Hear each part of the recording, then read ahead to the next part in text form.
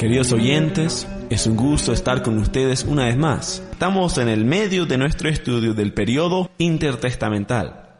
El periodo intertestamental, como usted ya ha estado escuchando en los 4 temas anteriores, es un periodo de tiempo que va desde la destrucción del primer templo, el templo de Salomón, en el año 586, hasta su tiempo de reconstrucción y finalmente su destrucción bajo los romanos en el año 70 después de Cristo. Este es el periodo que se conoce como el periodo intertestamental, o como los judíos lo llaman, el periodo del segundo templo, que dura más de 600 años. Hemos estudiado qué es el periodo intertestamental y hemos visto lo que Dios hizo durante ese tiempo, que hubo también varios profetas que vivieron y escribieron, y en ese tiempo también vino Jesucristo al mundo. Entonces es muy importante entender el periodo intertestamental para entender lo que ocurrió entre los últimos profetas menores y la llegada del Señor Jesucristo. Que Jesús nació en esta época bajo una cultura especial, bajo un lenguaje y bajo un modelo político muy especial. Ese era el modelo del Imperio Romano, bastante similar al Imperio griego.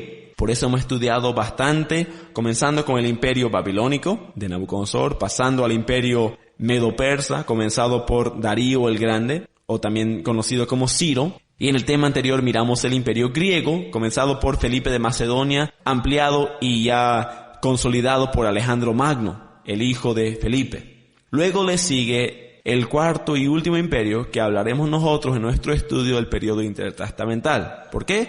Porque habla de la época en la cual nació Jesús. Hablando entonces en esta oportunidad del Imperio Romano. El Imperio Romano comenzó más o menos en el año 40 antes de Cristo y acabó en el año 476 después de Cristo.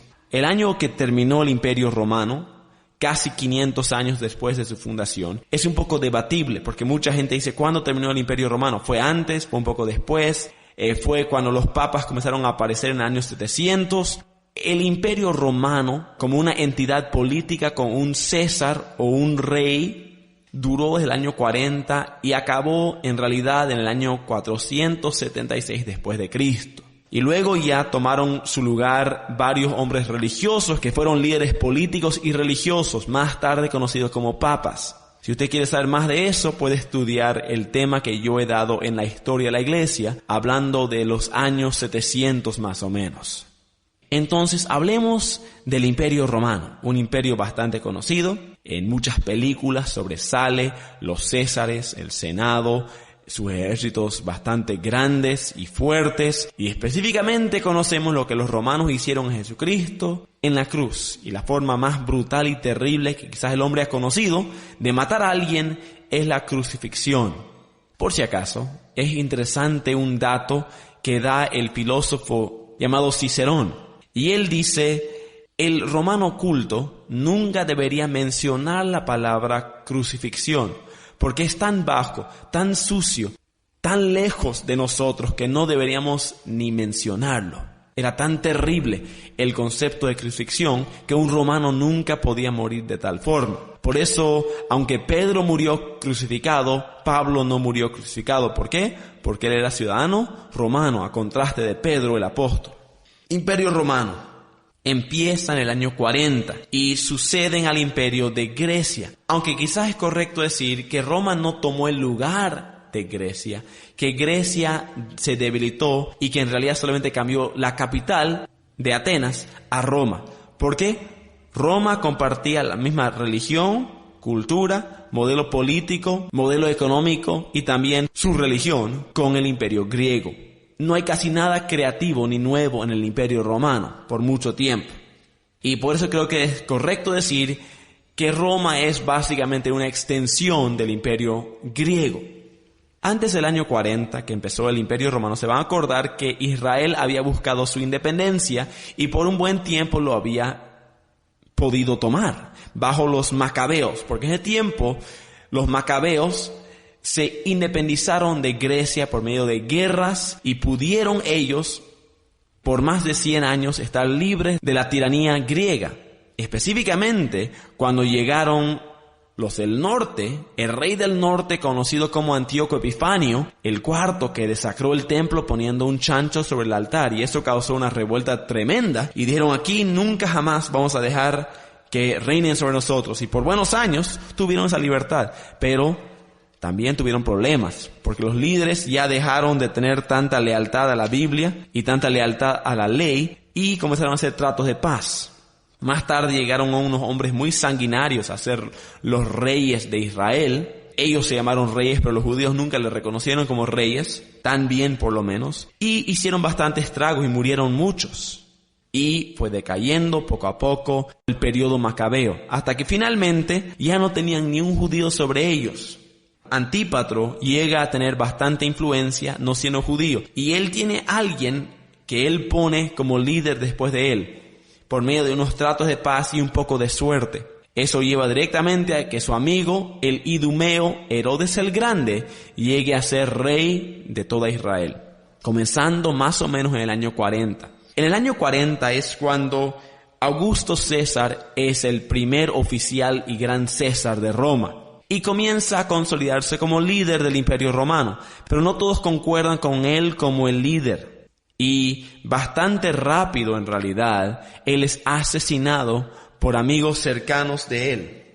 Y le sucede Marco Antonio, otro César, porque todo César tenía el título, ¿verdad?, de César, como un faraón, pero tenían nombres distintos. Y Marco Antonio se hace César. Ahora, antes que llegue Marco Antonio a ser César, habían otros que también querían ser César, y había bastante pelea. Pero Herodes el Grande, el que quería ser rey de Israel, escogió bien en aliarse con Marco Antonio. Y cuando Marco Antonio subió al poder, ya como César consolidado y sus enemigos ya callados, puso a Herodes el Grande sobre Israel. Un dato bastante insignificante cuando uno mira todo lo que es Roma, y es su imperio bastante grande, pero en el tema bíblico es importante que César llegue a poner a Herodes como rey de Israel. Curiosamente, Herodes no era un judío, era un idumeo.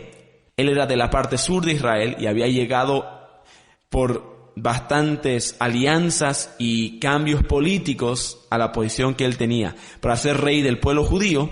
Se pueden imaginar que a muchos judíos esta idea no le caía nada bien. Pero bueno, llegó a ser rey Herodes el Grande. Herodes, en el inicio de su reino, Herodes hace algo muy importante, quitando toda semblanza y memoria de los macabeos del país, matando a varios, callando a otros y no dejando rastro de lo que antes se había sido la revuelta judía, para que ellos no tengan más ideas de hacer una revuelta en contra de él. También le tomó tiempo, bastante tiempo a Herodes llegar a ser consolidado como Herodes. En realidad tomaron 3 años. Y cuando él por fin pudo tomar el trono, él llegó con mucho temor y siempre como alguien mirando atrás de su espalda diciendo: a ver quién me sigue, quién me está mirando, quién quiere quitar mi trono. Y entonces él decide hacer una variedad de cosas para proteger su trono. Esto siendo casi 40 años antes del nacimiento de Jesús, ¿verdad?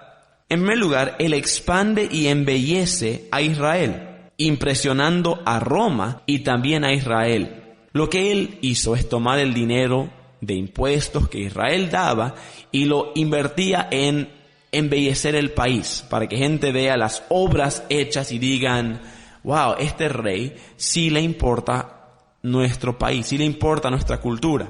Él construyó muchas cosas y también para Césares lo hizo. Primero por Marco Aurelio y luego por otros.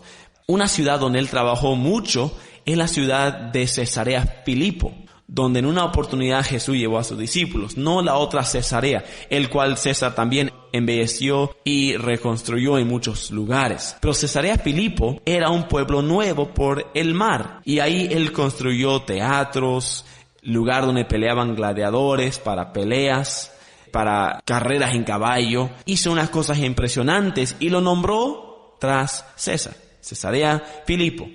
Otra cosa pero que él hizo, que era muy importante, era algo para contener el enojo y la ira de los judíos. Él quería que ellos le acepten a él como su rey. Y entonces él decidió buscar la cosa que los judíos más amaban e invertir dinero en mejorarlo. ¿Qué era eso? El templo de Esdras. El templo que Esdras había construido en el año 515 hace casi 500 años antes, ¿verdad?, que Herodes venga, y quería ampliarlo y mejorarlo. Se puede estudiar hoy en día cómo Herodes puso fundamentos nuevos y expandió la base para la construcción del templo, poniendo un montón de tierra y piedras en los lados de la montaña, porque Jerusalén es construida sobre un plató, en otras palabras, un lugar plano sobre una montaña. Y él puso nuevas paredes para extender el templo a la izquierda y a la derecha para poder ser mucho más grande y podría también ser mucho más bello. También invirtió Herodes en nuevas cosas para el edificio.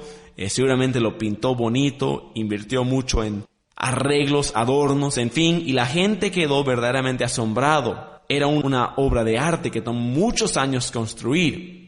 Acuérdense el día que los discípulos estaban caminando al lado del templo y hablando sobre el templo decían a Jesús: mira, qué lindo es este templo, qué construcción más impresionante, asombrante, enorme. Y quizás con boca abierta estos campesinos de Galilea viniendo por primera vez quizás o una vez en mucho tiempo que llegaron y estaban viendo este templo diciendo impresionante. Y Jesús dice: les digo la verdad, que ninguna piedra estará sobre otra piedra y sería destruida en otras palabras, dijo él, antes que esta generación pase. Y fue realidad, porque Juan murió en el año 95 más o menos, después de Cristo, pero el templo fue destruido unos 25 años antes, en el año 70, por los romanos usando soldados árabes. Entonces, israelitas quedaron muy felices con Herodes porque él invirtió en la mejora y la ampliación del templo de Israel. También Herodes, siendo un político de primera, hizo muchas alianzas con sus enemigos, buscando paz, regalando mucho, invirtiendo mucho dinero en poder tener aliados y no perder su trono. Acuérdense, Herodes era bastante preocupado de perder su trono. Históricamente hay bastante información hablando de cómo Herodes defendió su trono de una forma en realidad sanguinaria. Herodes mató a 2 sumos sacerdotes por miedo que ellos querían hacer un complot en contra de él y por medio que otro Matatías empiece la revuelta de los macabeos. También él mató a su propia esposa y mató a 2 de sus propios hijos. Hay una historia que Herodes mató a una concubina de él también, la cual estaba embarazada, y él pateó en el estómago tantas veces que la mujer y el bebé murieron por pérdida de sangre seguramente, ¿no? Algo muy terrible. Un hombre que por miedo de perder su trono mató a su esposa y sus 2 hijos. Había un dicho en Israel, dicho en griego, que usaba un juego de palabras para identificar cuán terrible era Herodes. Decía algo por el estilo: mejor ser el chancho de Herodes que su hijo. Y el juego de palabras tenía que ver con la palabra chancho, que se dice his, con la palabra hijos, juios. La palabra his y juios eran bastante similares, especialmente en lo escrito, y decían mejor ser su chancho que su hijo. ¿Por qué? Porque él cuidaba mejor de sus chanchos que sus propios hijos, porque su hijo le mató. En fin, un chiste interesante mostrándonos la cultura y el pensamiento de los judíos acerca de Herodes. Por eso, cuando los magos llegaron a Jerusalén, en Mateo capítulo 2, unos cuantos años después del nacimiento de Jesús, entraron a la ciudad y entraron al palacio y hablaron con Herodes, explicándole la venida del Mesías. Y en ese tiempo dice que Herodes se turbó, estaba bastante preocupado, y la gente se turbaron con él. ¿Por qué? ¿Porque tenían miedo a los magos? ¿Porque tenían preguntas sobre el Mesías? No, porque sabían que si alguien le hacía enojar o dudar a Herodes, es muy posible, hasta probable, que esa persona iría a morir. Entonces, y como pueden ver en Mateo capítulo 2, se van a acordar que Herodes trató de matar a todos los niños debajo de 2 años en el pueblo de Belén, donde había nacido Jesús y donde los magos habían ido. Ahora, ¿por qué menos de 2 años? Esto nos hace entender que Jesús probablemente tenía entre 1 y 2 años de edad cuando los magos llegaron a Jerusalén. Esto no ocurrió en el tiempo de la Navidad, como lo hablamos, ¿no? De la natividad de Jesús. Ocurrió más tarde. ¿Por qué? Porque los sabios vinieron desde el Medio Oriente, un viaje bastante largo, y quién sabe cuándo recibieron la noticia. Pero Herodes preguntó a estos hombres cuándo se fueron y de ahí hizo sus calculaciones para ver cuándo había nacido este niño y mandó y trató de matarles. En fin, mucha gente diría, qué raro, qué loco, ¿por qué iría y mataría a niños inocentes? Otra pregunta que muchos tienen es ¿por qué no apareció esto en los récords o los escritos acerca del tiempo de Herodes? ¿Por qué nadie menciona la muerte de miles de niños en Belén? Bueno, ¿saben por qué? Porque esto era bastante costumbroso para Herodes. Herodes había matado a muchas personas, tenía mucho miedo de perder su trono, entonces no era fuera de lo normal que él haga esto.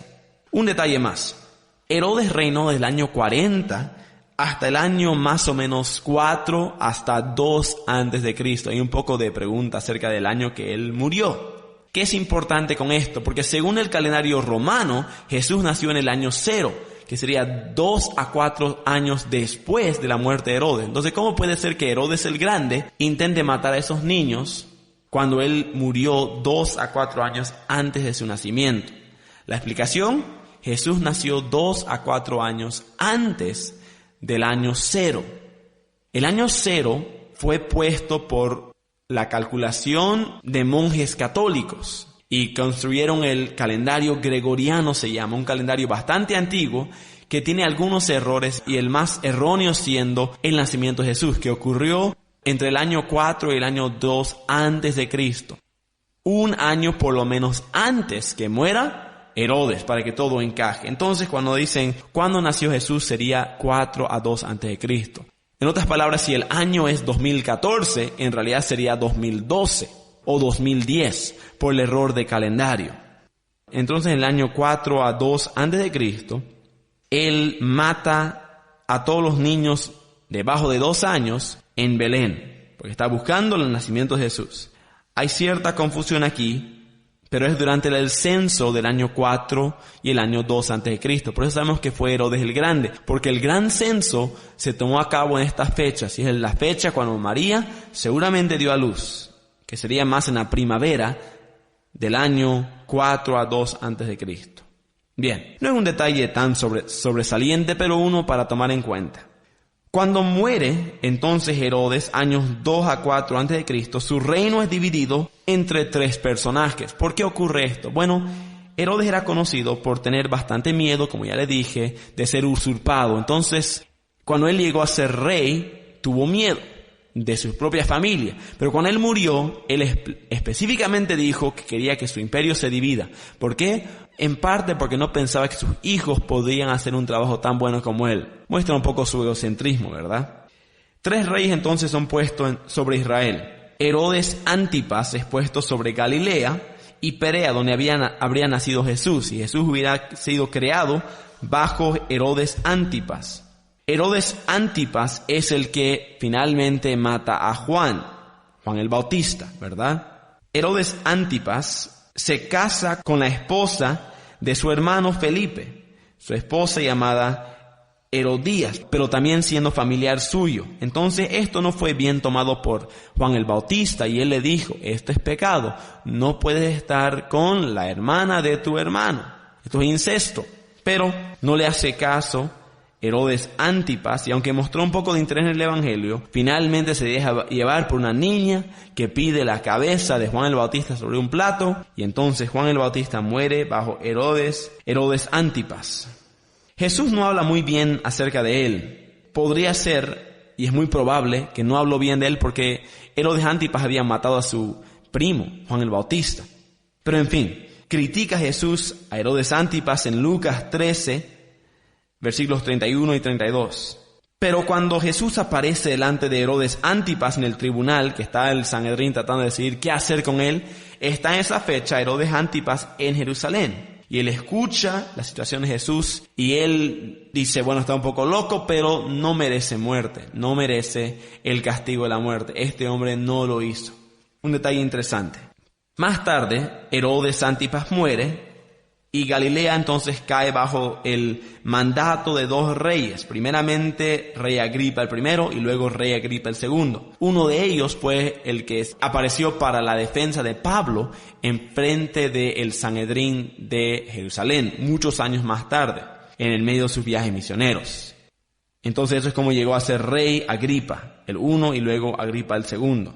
El segundo rey en Israel sería Felipe, el rey Felipe, y él era el rey sobre el noreste de Israel, la parte ya de Decápolis, medio judío, medio griego. Y él fue un rey bastante bueno y fue duradero. El tercer rey es el que más nos importa. ¿Por qué? Porque él es Herodes Arquelao, el que era el rey sobre Samaria, Judea e Idumea, ¿ya? La parte de Samaria al norte de Jerusalén, donde estaba Jerusalén, y finalmente Idumea, donde había venido originalmente el padre de estos tres reyes, Herodes el Grande, en la parte del sur, que era Idumea. Los edomitas también es una palabra bíblica para este grupo. Bien, el tercer rey entonces era Herodes Arquelao. Cuando José y María están volviendo, se van a acordar de Egipto, después de pasar quizá unos cuantos años ahí, un ángel se aparece a José y le dice, no vuelvas por Judea.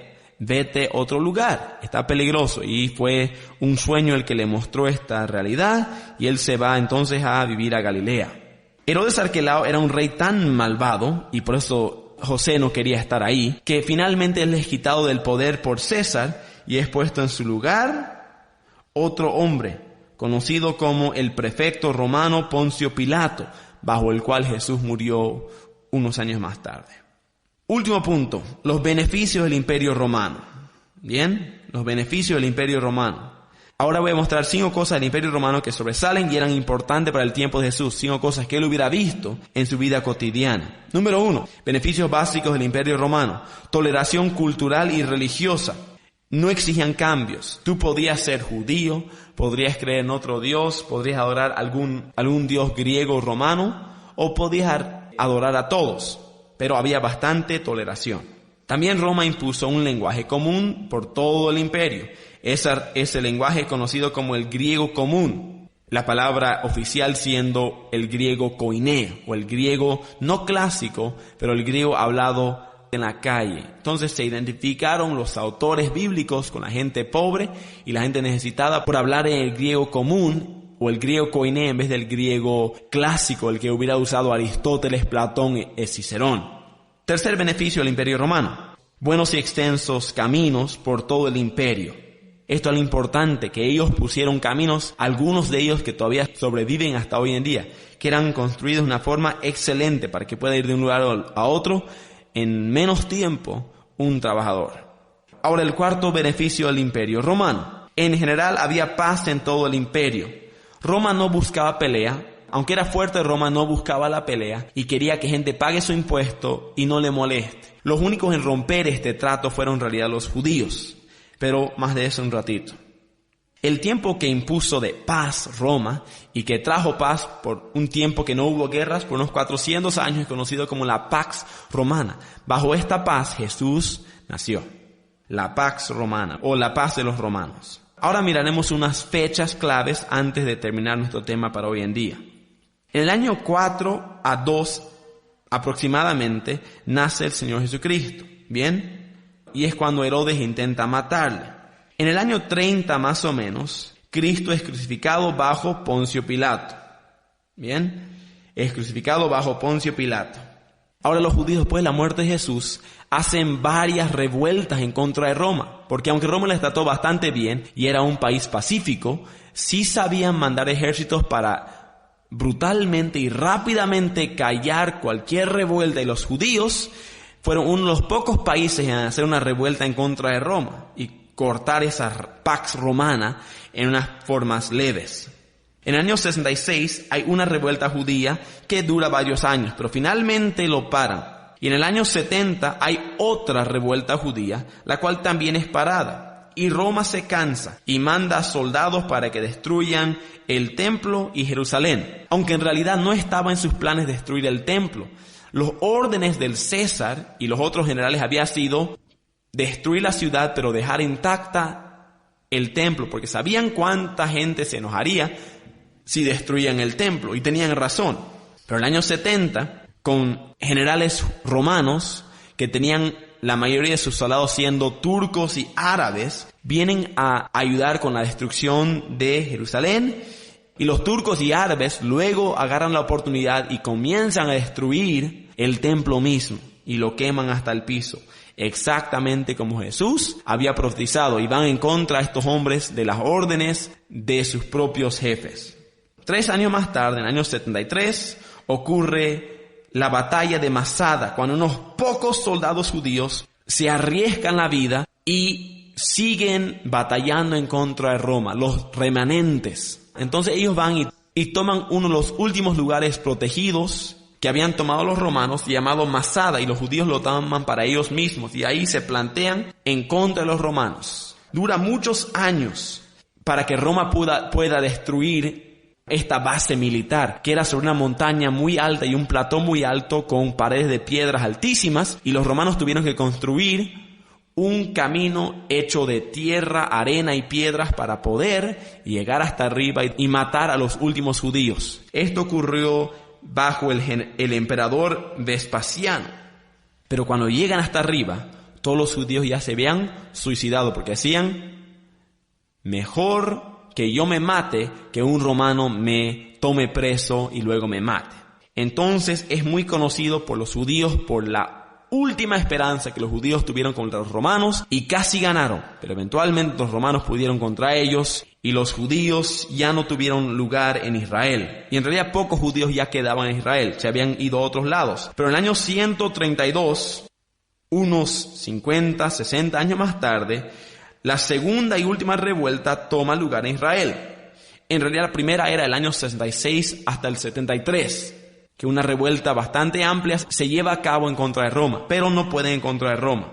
Pero una segunda revuelta empieza en el año 132, donde un hombre llamado Simón Bar Kokhba se llama Mesías y lidera un último grupo en contra de Roma. Pero ellos son derrotados, Simón Bar Kokhba es matado, aunque le vean como Mesías, y un general de guerra para sacar a los romanos como pensaban que Jesús iba a hacer, al final no pueden hacer nada y son destruidos. En el año 135, Roma ya se hartó totalmente de la rebelión de los judíos y Jerusalén cae bajo control romano y todos los judíos son expulsados y exiliados del país. Roma renombra la ciudad de Jerusalén como Aelia Capitolina y judíos nunca más pudieron volver ahí en grandes números hasta el año 1947. Casi 2000 años más tarde que los judíos estuvieron sin país, sin templo, sin ciudad capital. Hasta el año, como dije, 1948, cuando después de la Guerra Segunda Mundial, la gente tuvo pena de los judíos y les retornaron a su país que originalmente era suyo. En fin, hay mucha historia judía que podríamos recontar, pero en el tiempo de Roma, cuando Jesús llegó, hubo paz. Cuando Jesús murió y se fue, los judíos comenzaron a hacer revuelta en contra de Roma y pagaron un costo muy alto, hasta que 150 años después del nacimiento de Jesús, ya no habían judíos en Israel. Por esto Dios escogió el momento preciso, el momento que estaban los caminos bien, que había un gobierno que traía paz, que había un lenguaje común para compartir su enseñanza y que la Biblia pueda ser expandida, y también mucho aprendizaje. Esto hizo que cuando vino Jesús, era el tiempo perfecto, el tiempo adecuado que Dios escogió. De todos los tiempos, mandar a su Hijo en ese tiempo a nacer en Belén, a una virgen, la Virgen María, y poder salvar al mundo de sus pecados, para que cualquiera que crea en Jesús, que Él puede quitarle sus pecados y confiese sus pecados, puede ser perdonado. Bueno, hasta ahí nuestro estudio del periodo intertestamental. Tenemos 2 temas más. En el siguiente tema miraremos la apócrifa o los libros deuterocanónicos. Y finalmente, en el último tema, miraremos los grupos más poderosos e influenciadores en el tiempo que vivió Jesús en Israel.